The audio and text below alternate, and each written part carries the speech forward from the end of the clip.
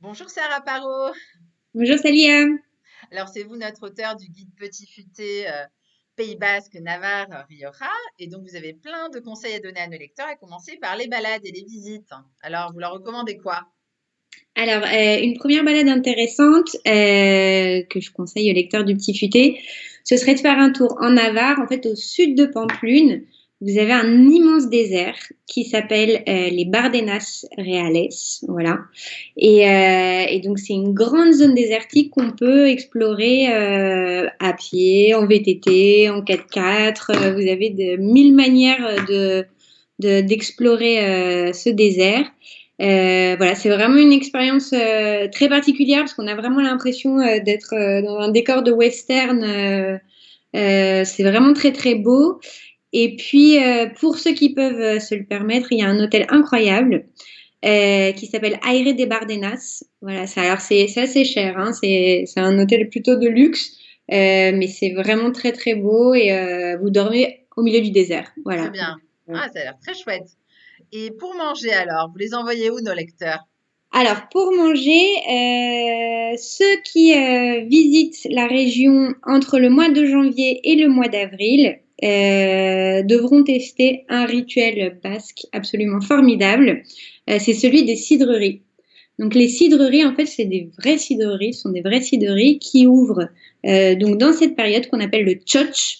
Et le Mhm. tchotch, en fait, c'est le moment où on boit le cidre. Et donc, c'est en fait comme des restaurants, sauf qu'on y mange debout. Vous avez des tables hautes. Vous êtes entouré d'énormes tonneaux où on garde le cidre, on range le cidre. Et voilà, donc il y a un menu typique. Donc, c'est toujours le même. Vous avez une tortilla à la morue, ensuite de la morue avec des petits poivrons verts et rouges.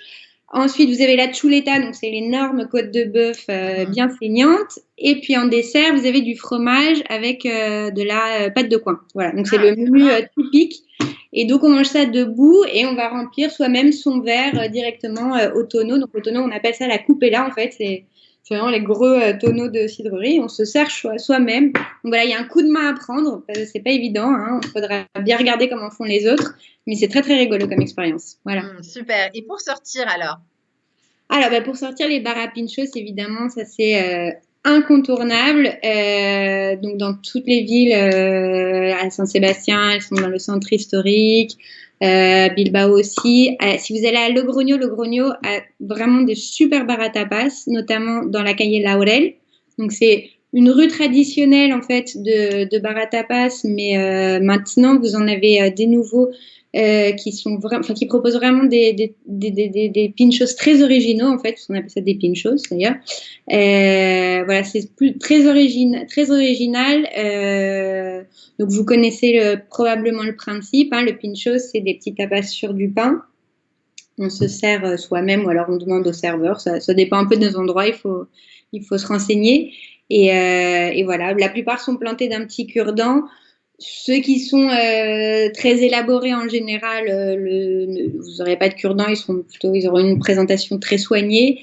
Et puis ensuite, vous avez les pinchos froids, donc ils sont exposés au comptoir, et les pinchos chauds, qui sont eux préparés dans les cuisines. Donc ça, il faudra demander la carte. Voilà. Mhm. Demander un peu comment ça se passe dans chaque endroit, mais c'est vraiment la grande spécialité du coin à tester. Mhm. Super. Et le meilleur bon plan de tous les bons plans dans votre guide, ce serait quoi?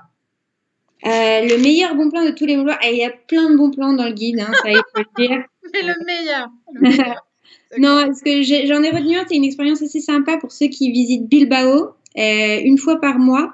Vous avez des visites en musique en fait au son des DJ. Donc ça s'appelle Art After Dark. Voilà.